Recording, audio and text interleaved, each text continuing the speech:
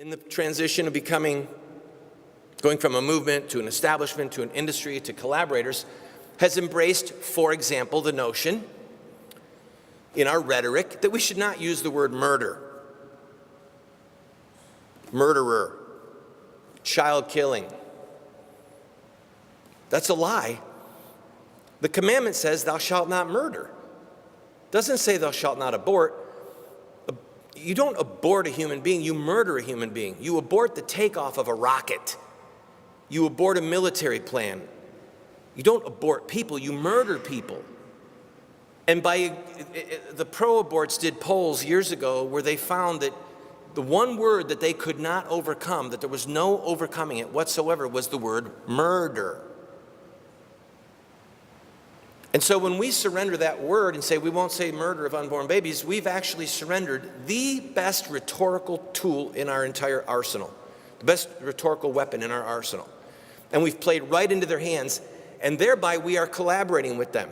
Imagine Jews saying, well, we're not going to say that there's a Holocaust and that they're murdering our people. We're going to use the Nazis' language, that it's the Jewish question, or the tension between the Jewish peoples of Europe and the Gentiles of Europe. We would say they were insane. You don't use the rhetoric of your enemy, but that's what many in the pro-life movement have agreed to do. Likewise with images. Some of you in this room know exactly what I'm talking about, where there are various pro-life people, pro-life groups who say it's distasteful to show the pictures of aborted babies. Can you imagine abolitionists saying, don't show pictures of the slaves? Can you imagine civil rights workers saying, don't show pictures of the dogs biting us and the water cannons? Can you imagine women suffragettes saying, don't show pictures of women being roughed up by police and carried away? They're distasteful. Don't show pictures of children, grimy little boys in coal mines, or little girls whose lives are in jeopardy in the textile mills. Don't show these images. They offend people. Or the other argument is, well, you don't want to show the pictures of the dead Jews because it hurts the feelings of the Germans who were involved with maybe turning over a Jew, or their cousin worked at a concentration camp, and we don't want to hurt their feelings.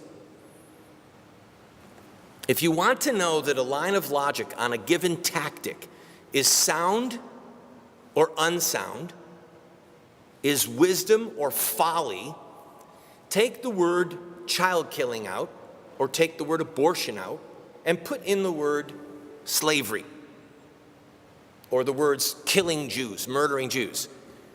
And then say the line of logic. And if it sounds stupid, idiotic, cowardly, treacherous, with killing Jews or with slavery, then 99 times out of 100, or maybe 100 times out of 100, it's cowardly and treacherous and foolish when it comes to child killing.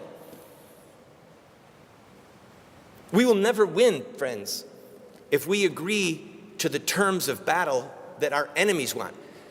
So I'm a Jew. I'm in a concentration camp. I take pictures of Jews being killed, and I smuggle them out. And some of my frightened Jewish friends and some of my Nazi friends say, please don't show these pictures. It will upset too many people in Europe.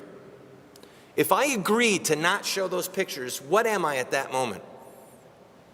I am a collaborator. I am a collaborator.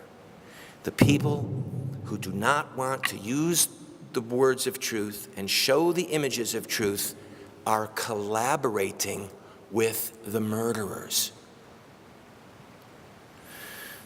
Likewise, the actions, sacrificial, in-your-face actions, the actions that were prevalent for all of the historical movements that were victorious, as well as the pro-life movement in the early stages, with groups doing sit-ins and having huge signs showing aborted babies. They were victorious in part because of their actions. Because their actions were sacrificial, because their actions disturbed people, because their actions called to the higher angels of our nature to join us in these actions. If we are going to prevail, we're going to have to forsake being part of the collaborators We're going to have to